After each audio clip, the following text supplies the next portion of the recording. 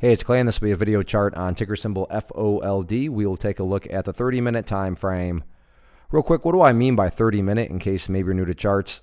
Instead of each one of these candlesticks here representing 1 day's worth of price action, which is what you would normally see, each one represents 30 minutes. So all this here may look like several days worth of time. It's actually today's price action broken down into 30-minute time slices. I like to this time frame. I think it's a good job of telling the quote-unquote story of the price, and then makes mapping out levels of support and resistance a bit easier to see. I don't mean to state the obvious, but I will anyways. Very nice movement today, not only from the price action perspective, but you look down here at the volume and well above average volume on the day. So a lot of eyeballs on this one. So let's map out some areas of support, and then we can talk levels of resistance. So the first level of support is what I would call the ideal level. I mean, if you say, hey, Clay, what would make this chart look the absolute strongest going forward?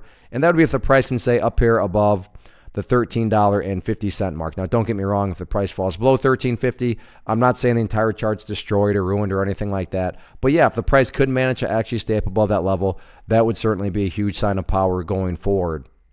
Next level of support after that would be this previous breakout point area, and that sits right down here around, give or take, the $12.85 mark. So again, ideally stay up there above $13.50, but then $12.85, next level of support right there. Taking a step back and looking at things from the big picture point of view, that is where the purple line here comes into play, which is the famous 50-period simple moving average.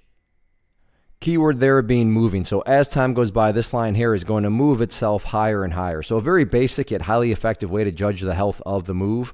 That right there being defined as the move. Just watch that purple line. As long as the price stays above that line, as the line itself moves higher and higher, then the bulls are in full health, the bulls are in full control. However you can best visualize that, that is what is being represented. Again, yeah, staying above $13.50, that would be great, but from the grand scheme of it all, as long as the price is above that purple line, the bulls 100% own the chart. As far as levels of resistance are concerned, to me, that doesn't matter. Why do I say that? Well, what matters is what the chart has already been doing, and that is this right here, building higher bases. So as long as the price continues to build higher bases, or if you want to picture each one of those as stair steps, so as long as these stair steps keep on progressing in the upwards direction, then everything else will take care of it. That's the worst looking arrow I've ever drawn. There we go.